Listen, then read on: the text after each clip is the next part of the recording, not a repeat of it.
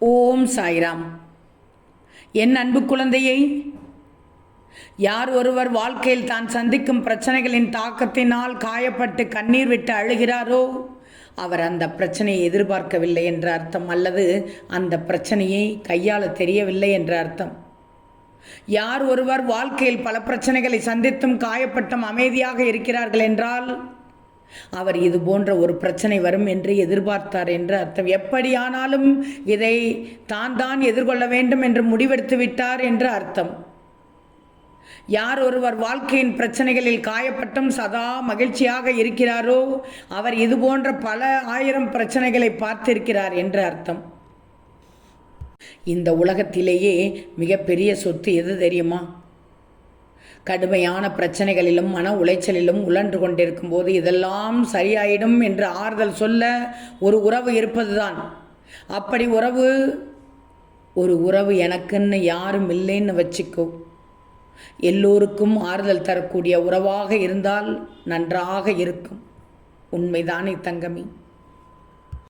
ஒன்று தெரியுமா? ஒருவர் இனிப்பு சாப்பிட்டு இருந்தார். உடனே அந்த நண்பர் சொல்கிறார், இந்த மாதிரி ஸ்வீட் சாப்பிடுவது உன் உடல் நலத்திற்கு நல்லது கிடையாது, உன் ஆயிலையும் குறைத்துவிடும் அப்படின்னு சொன்னார். உடனே அந்த இனிப்பு சாப்பிட்டு இருந்த நபர் சொல்கிறார், என் பாட்டி 100 வயது வரை வாழ்ந்தார்கள் தெரியுமா? அந்த நபர் சொல்கிறார், பாட்டி கண்டிப்பாக இனிப்பு சாப்பிட்டு இருக்க மாட்டார்கள் என்று சொன்னார். என் பாட்டி ஏன் தெரியுமா 100 வயது வரைக்கும் வாழ்ந்தார்கள்? அவர்கள் அடுத்தவர்கள் விஷயத்தில் மூக்கு நுழைக்க மாட்டார்கள். பாருங்களேன், யார் ஒருவர் உணவிலும் பேச்சிலும் தன் நாக்குக்கு கட்டுப்பட்டு கொண்டு வருவாரோ அவருடைய வாழ்க்கை சிறப்பானதாக இருக்கும். எல்லாம் கர்மா பார்த்துக்கிடும்னு நீ பாட்டுக்கு யார் என்ன மாதிரி உன்கிட்ட அவமரியா நடந்துகிட்டாலும் எனக்குன்னு இருந்திராத, புரியாதா? பதிலுக்கு நீயும் அவர்களை அவமானப்படுத்த கொஞ்சம் கூட தயங்காது என்று ஒருவர் உன் நண்பனுக்கு ஆலோசனை கூறிக்கொண்டிருந்தார். பாரேன், நீ ஒரு ஆப்பிள் மேலே தூக்கி போட்டேன்னா 100க்கு 100% அது கீழே திரும்ப வந்துவிடும். அதே போல்தான் இந்த வாழ்க்கை என்ற நாடகமும். அது எவ்வாறு வடிவம் செய்யப்பட்டுள்ளது என்று தெரியுமா?